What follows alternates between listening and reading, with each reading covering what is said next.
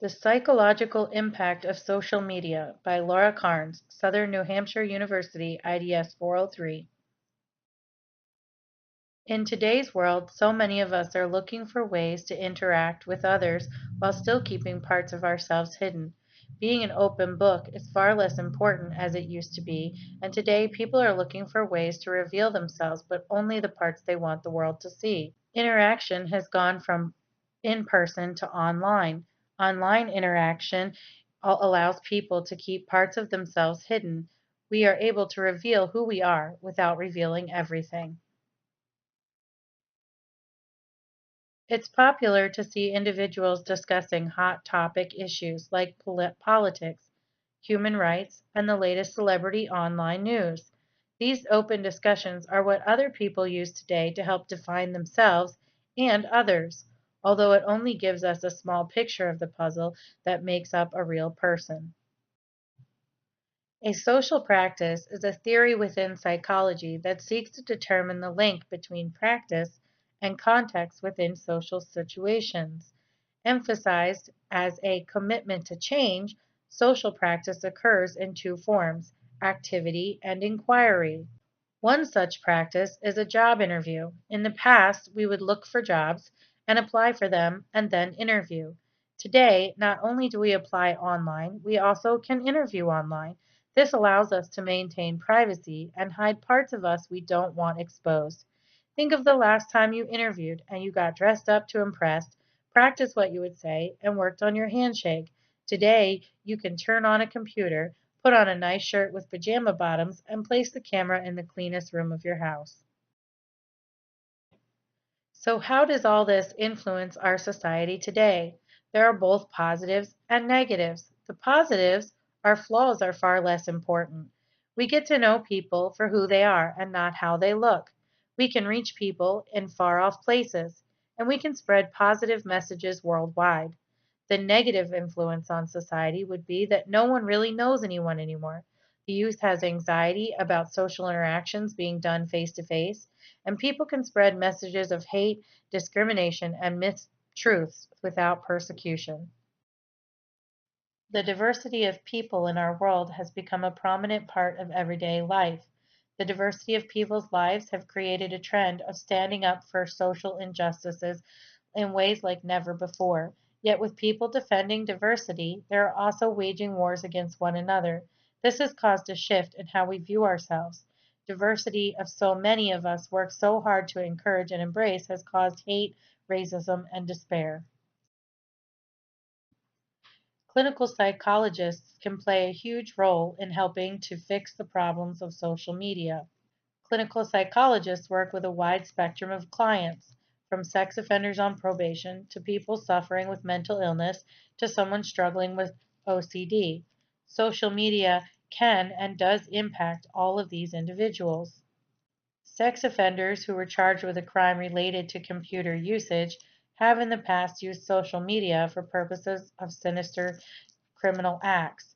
A psychologist can formulate a plan to keep these individuals away from social media or to help them understand the boundaries within social media.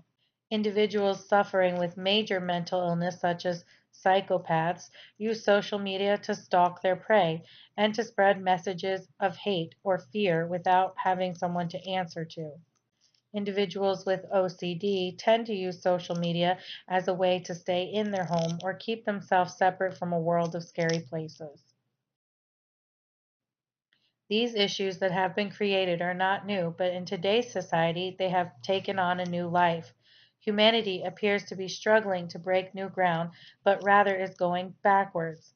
Overcoming these issues means uniting people as humans that can work together. Solving these issues means opening our eyes to the hidden truths and embracing reality.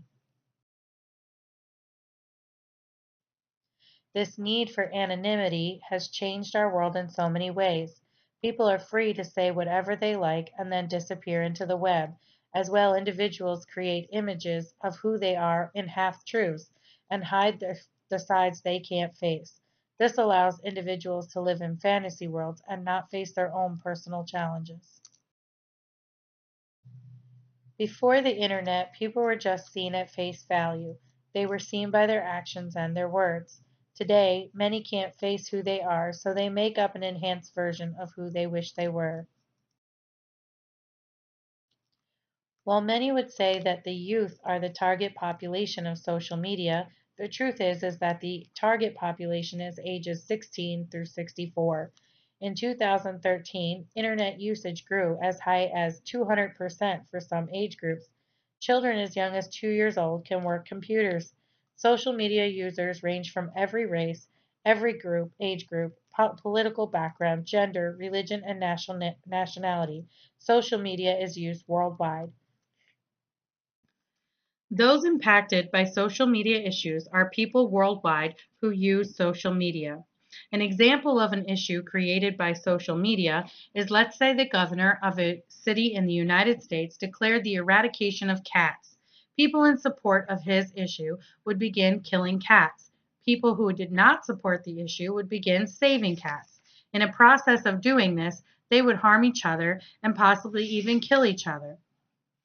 What would soon follow would be psychological long-term damage and emotional breakdowns. While this issue is a silly one and probably would never occur, other issues which have been given life and voice through social media are things like Black Lives Matter and marriage equality. These issues impact so many people nationwide, and social media allows them to be spread worldwide and gives them life and voice. The issues are so large that they can't be ignored, and other issues like this have arisen and become a big problem as well.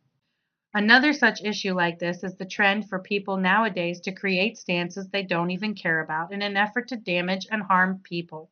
Surveillance and security, while intrusive and wrong in some cases, highlights the fact that this has become an increasing issue in today's society.